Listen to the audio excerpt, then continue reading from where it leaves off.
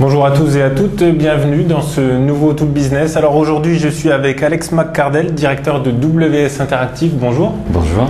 Alors WS Interactive, tout d'abord, est-ce que ça a une signification, ce nom ? WS Interactive, ça revient de nom de l'entreprise que j'ai aux États-Unis au tout début en 1995, qui s'appelait WebScripter, qu'on a converti avec l'acronyme WS pour être plus en phase avec notre développement à l'époque. Alors ici, WS Interactive, ça a été créé en 1997. Alors il y a 4 missions, est-ce que vous pouvez nous les évoquer un petit peu, conseiller en communication ? Alors, voilà, comme une agence web, on a des spécialistes dans plusieurs domaines. Donc, tout d'abord, le conseil en communication, c'est-à-dire que le web est là pour communiquer un message, quelle que soit l'activité. Donc, on a des employés qui travaillent essentiellement sur le conseil en matière de... C'est ça ? On est 15 aujourd'hui. 15 aujourd'hui. Voilà. Puis, les spécialistes dans le domaine de design graphique, les techniciens, donc les développeurs, les programmeurs, et on travaille dans le domaine marketing web également.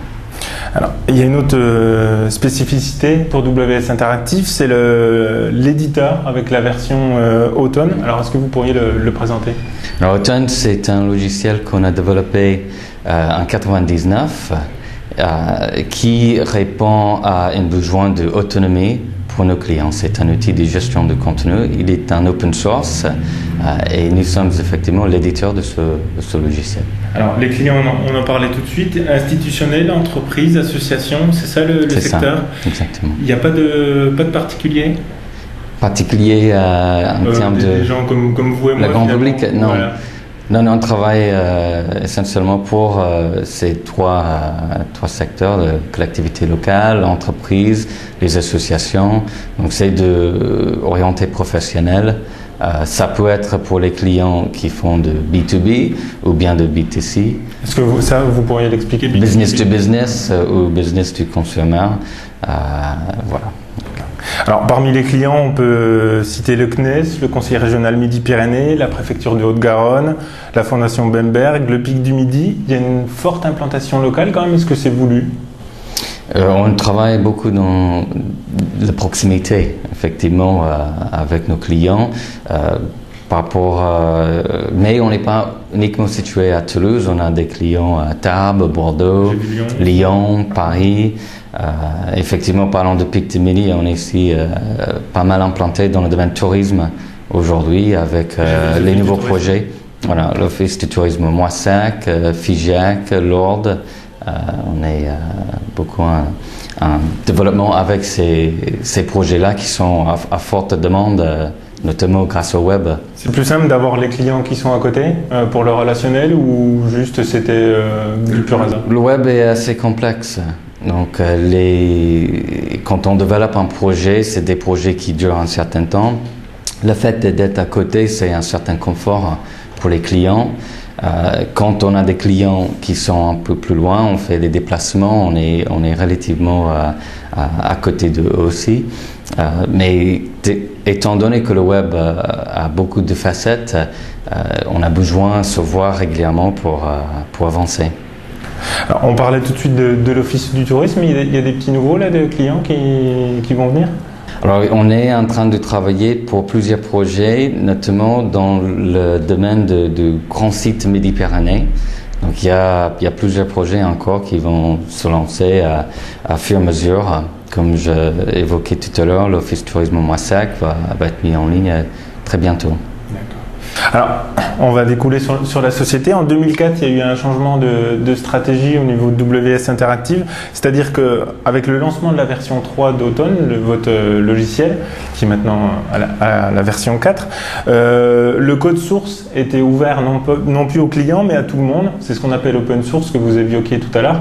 Alors, tout le monde n'est pas à l'aise avec ça. Déjà, est-ce que vous pourriez définir l'open source et finalement pourquoi au bout de 7 ans d'entreprise l'avoir ouvert à tout le monde ? Je dirais que ce n'est pas forcément un changement stratégique, c'était une évolution logique et naturelle pour l'entreprise. On maintient tout d'abord l'aspect du conseil en communication et le développement des projets sur mesure. Automne est un outil qui soutient ce qu'on souhaite faire en matière de communication.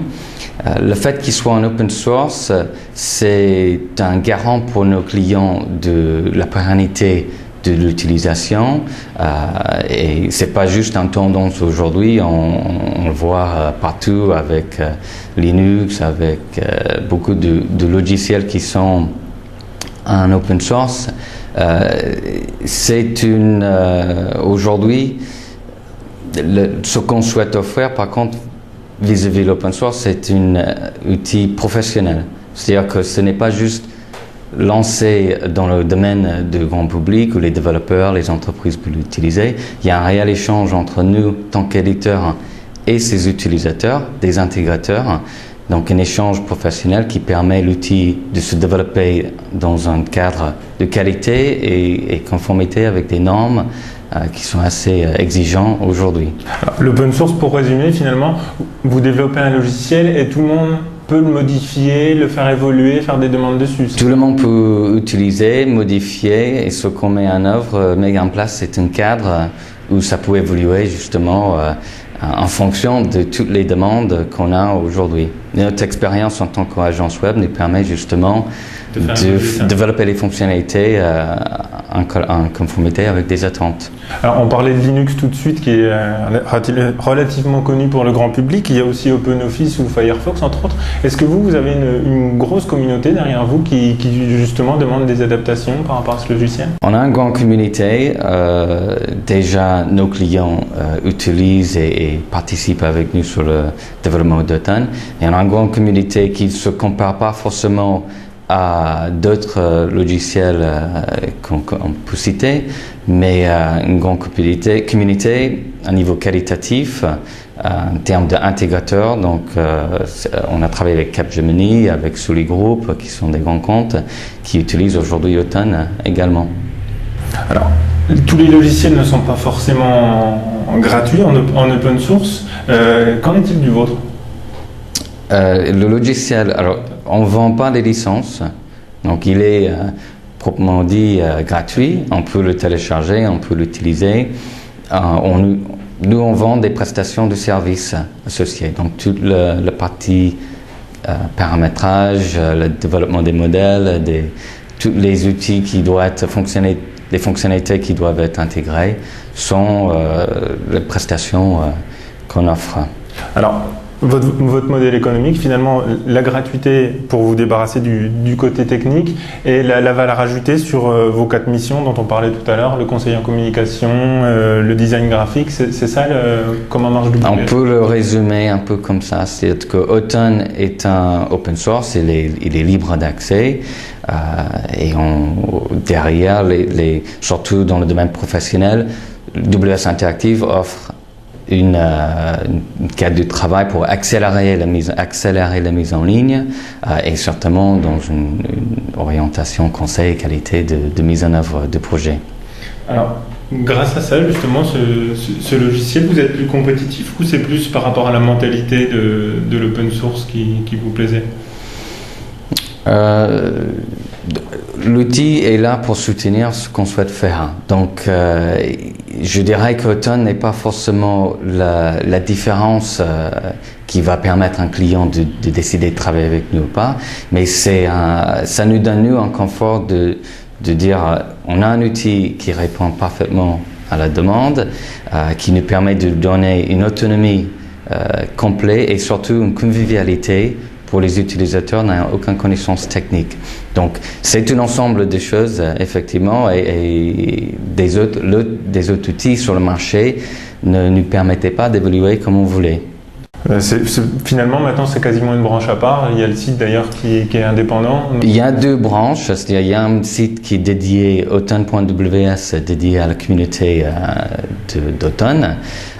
Effectivement, on peut travailler avec d'autres types d'entreprises comme des agences web, comme des SS2I justement, qui vont utiliser Automne pour leur projet et on maintient le pôle de conseil en communication, développement projet web sur mesure. Alors, au niveau du chiffre d'affaires, WS est bien implanté. Il y a à peu près, pour l'instant, il y a un chiffre d'affaires d'1,5 million d'euros. Alors, si on revient en 2006, c'était un petit peu au-dessus. 2007, on est dans la fourchette. 2008, on est vraiment dans la fourchette haute, puisqu'il y a un peu plus de 650 000 en chiffre d'affaires. 2009, comment ça s'est passé? Vous avez ressenti un peu la crise ou ça continue? 2009, on était stable, c'est-à-dire qu'on a vu que globalement, il y a eu un ralentissement. Nous, si c'est la chance ou tous les travaux qu'on a fait précédemment, nous a permis d'avoir une clientèle très active et très fidèle, donc à continuer à développer les nouveaux projets. Donc, nous, on n'a pas senti la crise comme d'autres secteurs. Et aujourd'hui, on est encore en développement croissant avec des nouveaux projets signés. Je sens un certain rebond vis-à-vis du marché globalement, ce qui est un plus pour tout le monde. C'était des plus petits projets justement à ce moment-là, où les gens mettaient plus de temps à se décider pour se lancer? Il y a un petit peu ça, c'est-à-dire il y a eu quelques grands projets aussi, il y a eu des petites évolutions, il y a eu un certain réticence peut-être pour démarrer des projets. Et effectivement, au début 2010, il y a eu pas mal de choses qui sont déclenchées et donc on sent cet dynamisme qui s'est réintégré aujourd'hui. C'est les entreprises qui ne sont pas obligées de communiquer, rogne un petit peu sur ce type de dépenses justement, en premier lieu. Le web est aujourd'hui incontournable, quelque part, c'est-à-dire qu'il y a une économie dans la communication. Grâce au web, on va pouvoir toucher plus de monde pour moins de frais. Aujourd'hui, les entreprises ne peuvent pas s'arrêter de communiquer. C'est une économie d'échelle qui est bien comprise en France par rapport aux États-Unis, par exemple? Une économie d'échelle qui est bien comprise en France par rapport aux États-Unis? Je pense, certainement. On en parlait hors antenne. Pourquoi avoir choisi Toulouse? Alors Toulouse, c'est une opportunité que j'ai eue quand j'ai fini mes études, de finir avec l'école de commerce en 97 justement, où j'en profitais pour faire un business plan, études de marché et lancer dans le foulée WS Interactive en octobre 97.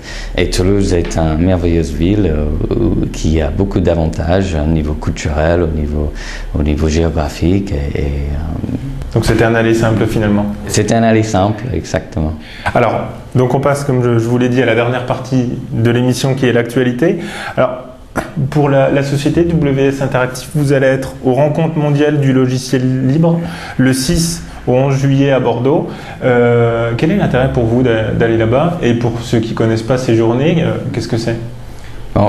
C'est toujours dans l'optique d'open source, c'est-à-dire c'est une présence pour nous importante d'être à côté des gens qui peuvent être intéressés pour le logiciel, donc des développeurs, et d'avoir une visibilité un peu plus de plus en plus important.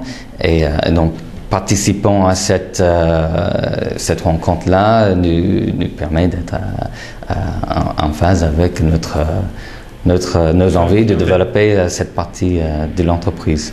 Alors, on parlait de nouveaux modèles économiques.